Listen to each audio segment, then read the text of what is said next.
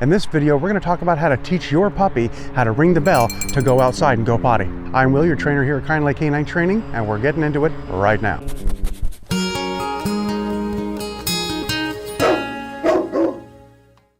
So step one, the first thing we're going to talk about is which bell should I buy and why?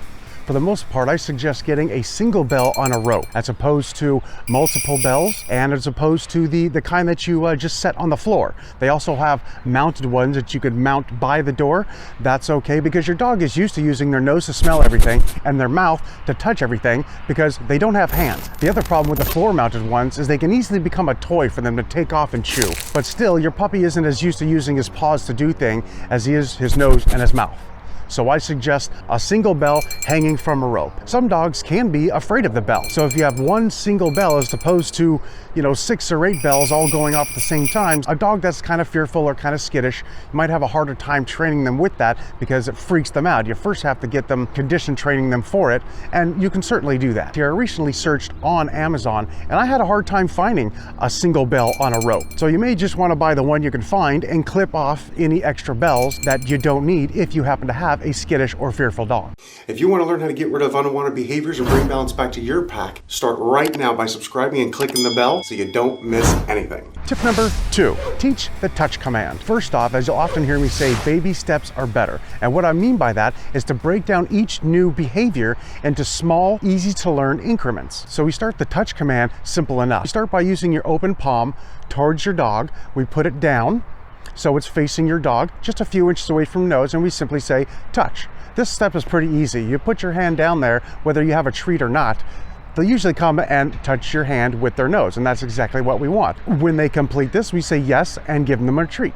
And we repeat this several times. You can also palm the treat in your hand under your thumb as you do that, and then let them, because that'll attract them to it. And that is if your dog is having a hard time figuring out step 1. Put a treat in your hand and they'll certainly come to your hand and touch your hand with your nose. As soon as they do, yes, move your thumb and let them get to the treat. Once your dog has successfully done this, we make it a little harder for them. We just use, instead of the open palm, we'll use one finger. Put one finger down and say touch. And simply, if they touch anywhere else on your hand, you don't give them the treat. But if they touch anywhere on your finger, yes, and give them that treat.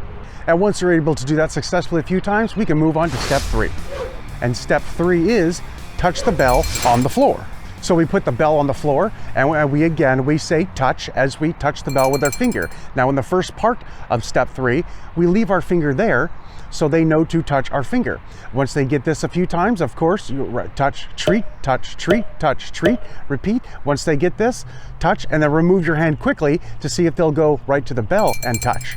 And just keep trying it. If they fail 3 or 4 times in a row with that, put your finger back on, try it again. Again, baby steps. If they can't get that, we move back a step. And once they complete that a few times successfully, then we're ready for step 4, which is hold the bell up and continue the touch. Now that they know to touch the bell instead of your finger, we can hold the bell up as if it were on the door, and the same thing applies. Quick concession, touch, treat, touch, treat, touch, treat. Once they successfully do this a few times, we can make it a little harder by holding the bells at different levels. A foot off the ground, 6 inches off the ground, 1.5 feet off the ground, 2 feet off the ground, of course, depending on the height of your dog. You'd like to buy me a coffee, now you can do that. So here's what you do. At the end of the video here, you can just minimize the video, come down here to my icon or logo, give that a click, which will take you to my YouTube homepage.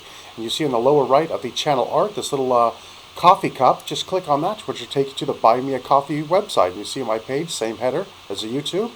And you come down, you can select 1 or 3 or 5. You can put a personal message if you like, and then you just click support. And once they get that a few times, then we're ready to move on to step 5. And step 5 is simply we want to practice touch again with the bells hanging by the door. We definitely want to hang the bells next to the door, not on the door. Because if you hang the bells on the bells are going to ring every time the door opens and closes, which can desensitize your dog to the bell sound. Especially if your dog happens to have rush the door tendencies, that's certainly not going to help there.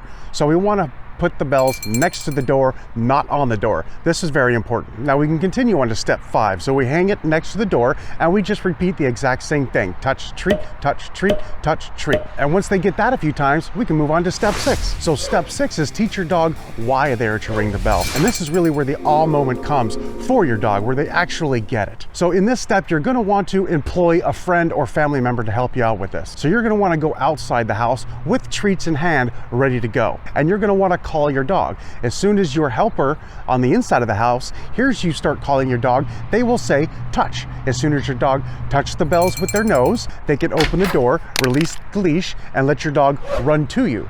So if you made it this far, I have 2 bonus tips for you.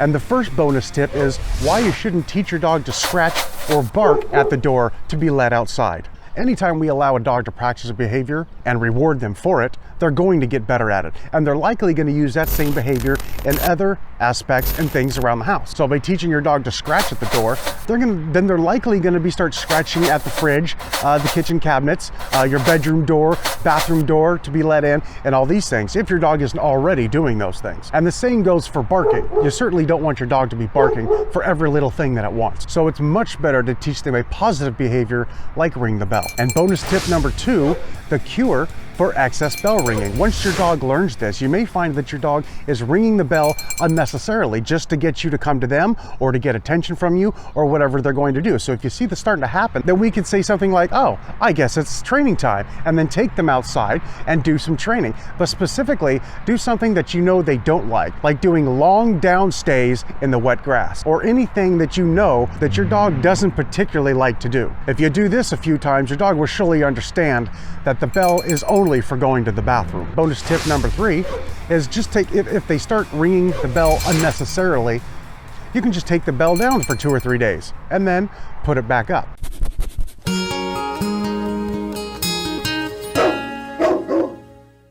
So that's about it for this one. I'm your trainer here at Kindly Canine Training. Have a good one, and later on.